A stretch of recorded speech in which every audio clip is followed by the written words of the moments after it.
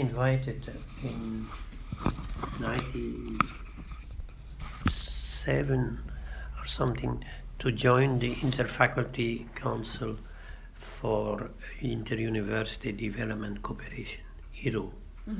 And I was the difficult boy in the discussion with colleagues from the exact sciences, applied sciences and so on, and I was always referring to the interference or the importance of culture and the culture differences, and that we cannot reduce development to economic issues, agronomic issues, engineering. Well, and there were some colleagues who became nervous because of my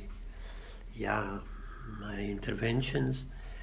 They, on the one hand, they were seeing the importance gradually, and with Rector Oosterling, the Deputy Vice Chancellor Guido Langouche, Professor Langouche, was in charge of the inter-university development cooperation, and he had a special ear for that, and he invited me to discuss more thoroughly the thoughts, the ideas I had. And finally he consented. We will start with a small center. I can only have some funding from the most secret source of money that only the rector decides about. It will be for a secretary, for inviting guest professors, and that's all, the first years. So that was the beginning, but my ideas were to have as much as possible students from all over the world, but the excellent students. I opted for a program with very motivated and excellent students, and that was not easy. It was the beginning around 1999. It was the beginning of internet at university, so but not yet worldwide. We had to communicate by phone or by letter. And how to select students, that was the first thing, but then also the students who could join us from within Belgium or neighboring countries. So I think the most important way of doing was to have them, to invite them, and to have half an hour or 20 minutes discussion with a greater team of colleagues. And I had some good friends from the various faculties, and sometimes they joined in to help to select. A great concern from the beginning was to have an interdisciplinary, an international,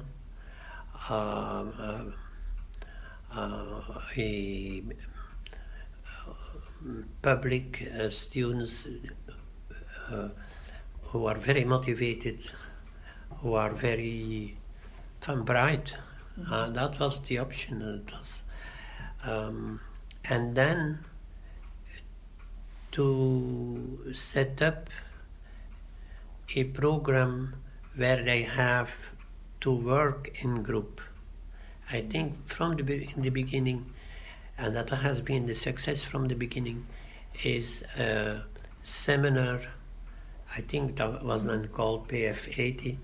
I don't know if still that. No. Yeah, but anyway, that is not important. Okay. But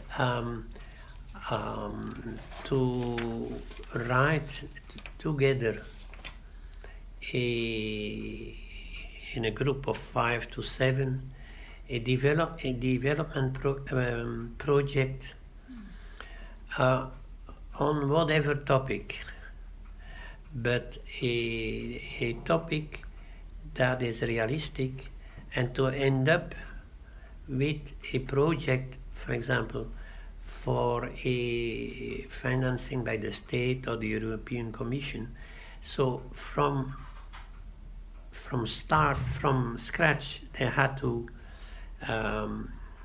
find the books, the consensus in the group, and that was very often with serious crisis. They had to learn to cooperate among students from various horizons,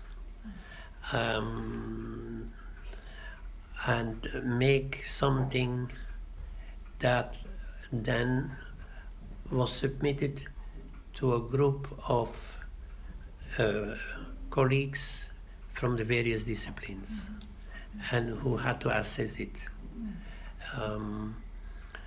That was a very important idea on my mind. And the second was to have the colleagues from all over the world.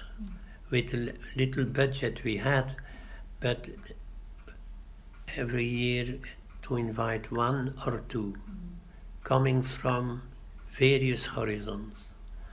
I have the lists here, but maybe that's too long to explain. And that has been rewarding, from Formosa, from South Africa, from the Cameroons. It was very difficult at that time to have colleagues from Eastern Europe. It was still, you know, Europe was still broken into 2 parts. Yeah, of course, some from South America. Anyway, but I think it was the enthusiasm from the beginning,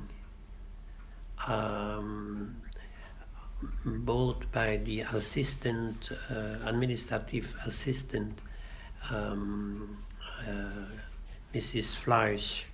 She was very close to the students, and she devoted much of her time to create an ambience to go with them in town and after the lectures and so on, so that there was a kind of is a big term, a communitas among the students, and for them to give the best of themselves.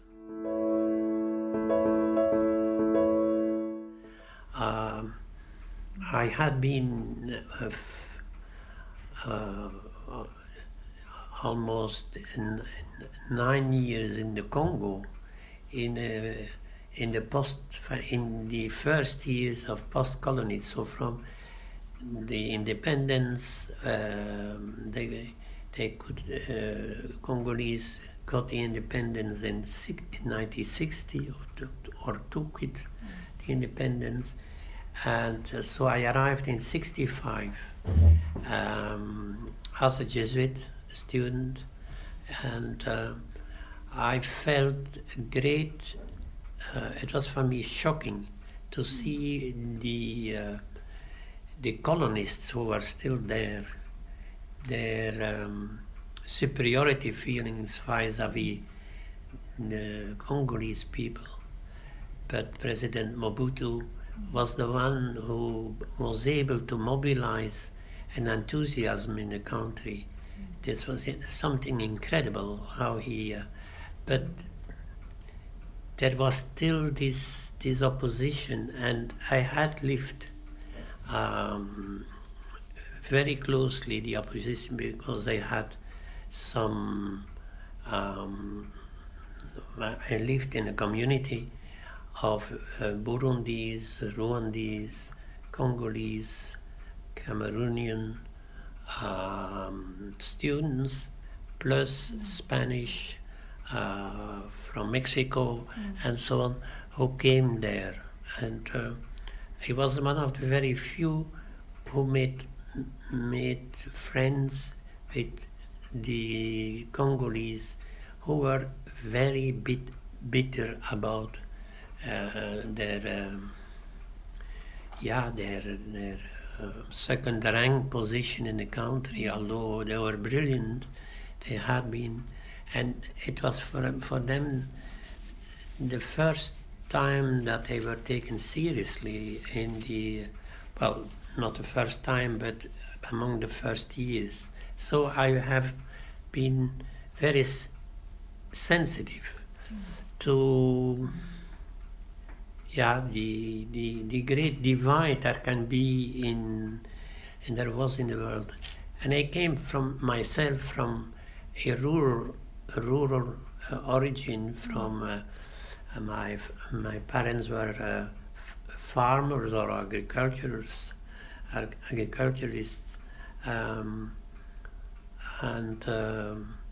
but in my region in Belgium, it was a region where the war had devastated everything.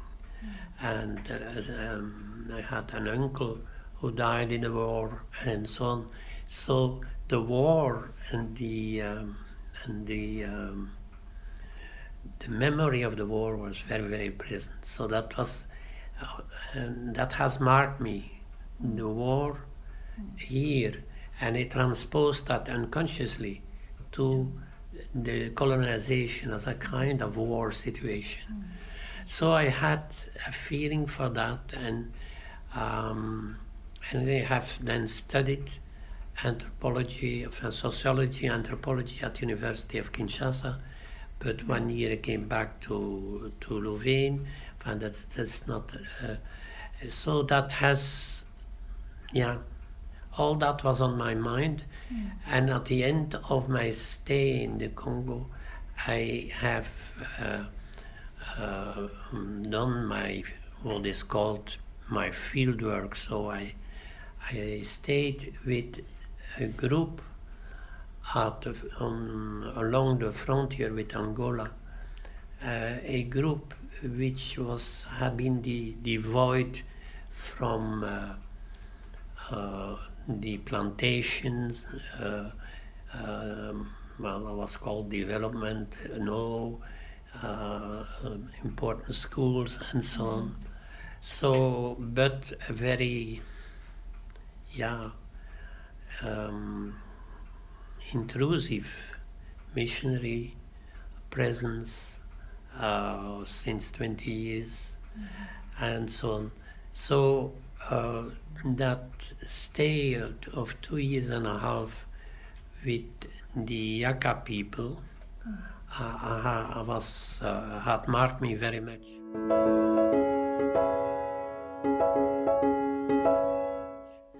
And I came here at University of Leuven in a mess, because one of the most important Belgian anthropologist or historian anthropologist, Jan van Sina, had just left because he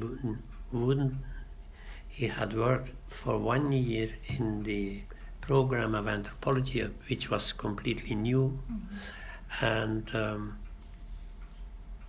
so and he abandoned because if he had he was professor in Wisconsin in an American university where with big library with everything you need to have a program that is solid. And so he came here. It was difficult, the start of anthropology. So that was only 15 years later. I started as a young lecturer in 1980, and I started CADES. They had already some experience as doctoral students, a young colleague, Professor Devisch, and so on. But still, all those small libraries were put in the faculty of psychology. Anyway, all odd things, and so I had, and that in that time, I was overcommitted. I was working with doctors anyway. I was overcommitted, and I think already the handicap that I know I have of multiple sclerosis had already begun then. So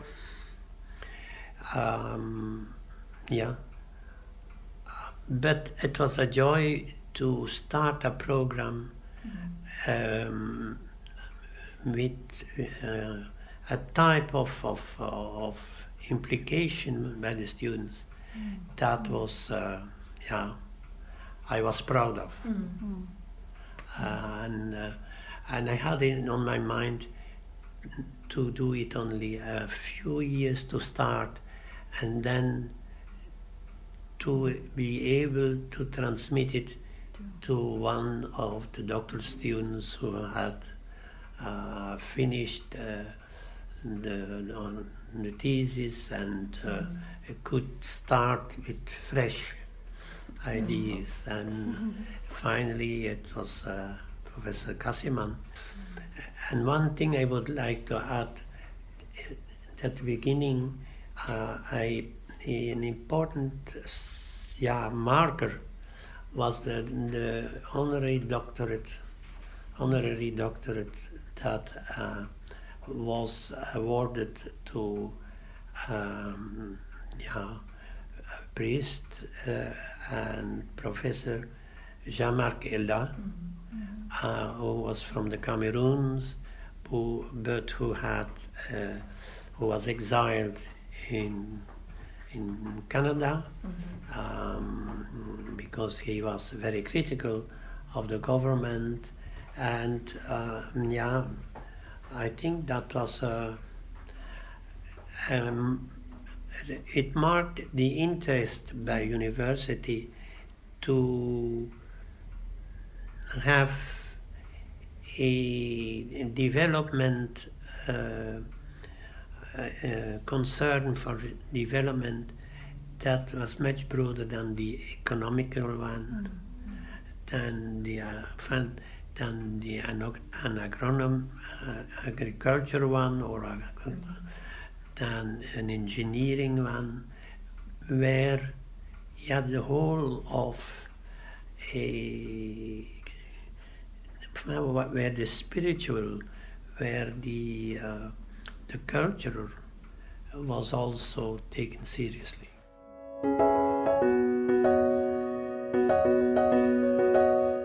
What I would wish for CADES is to get oriented towards the policy here more and more. A policy or a concepts, how it's, of course, there is the whole climate issue of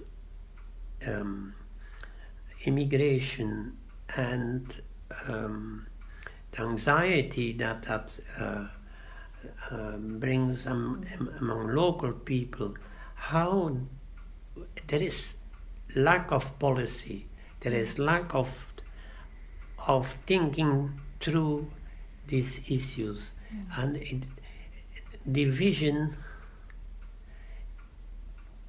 is becoming so harsh in at least in the older generation. So there is anxiety. So the whole issue of anxiety or of impossibility to think further. And I myself, I have, when I stopped lecturing, I have devoted very much energy to understand that. And I am not saying that CADES students have to become psychoanalysts, but I have devoted my time and my energy to do psychoanalytic work, to find out the alterity, the otherness in ourselves, the otherness. The resistance in people, resistance to open up to the multiplicity, the plurality in our Western world is an impossibility, has to do with an impossibility in themselves to come to terms with the alterity, with the otherness, with something that they cannot put into words. You cannot mention it. You cannot think it. And there is still today very much resistance that comes from the wars. You see, the suffering our grandparents have known, or in some regions, the suffering is transmitted unconsciously and turns people into a defensive attitude. This is an issue for the next. It's a reorientation or a partial reorientation or an openness, I don't know, but that is how I see it. I hear so often of alumni, the former students, about their magnificent achievements they do. So sometimes you think, well, anthropology, which has often a position of a minority at university, can change the life of persons for the rest of their life. And many do magnificent things, and I'm so proud about that, and so thankful that there is the program, that the staff, that the fellow students can mobilize such an energy in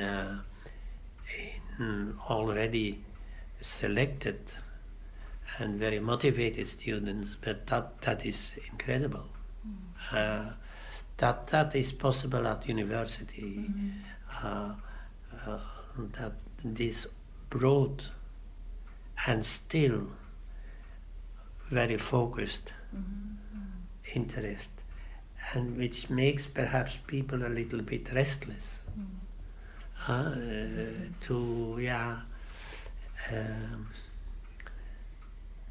that every year that some students asked to do a PhD is also so magnificent. So that is my wish and my further hope, and I think the investment I have done, it was a serious investment, and maybe I was overcommitted, but I'm so pleased to know that this is the result, and I am thankful to my successor, if I may call you that way, that you have maintained this. This flow of energy. Yes, the spirit. This spirit.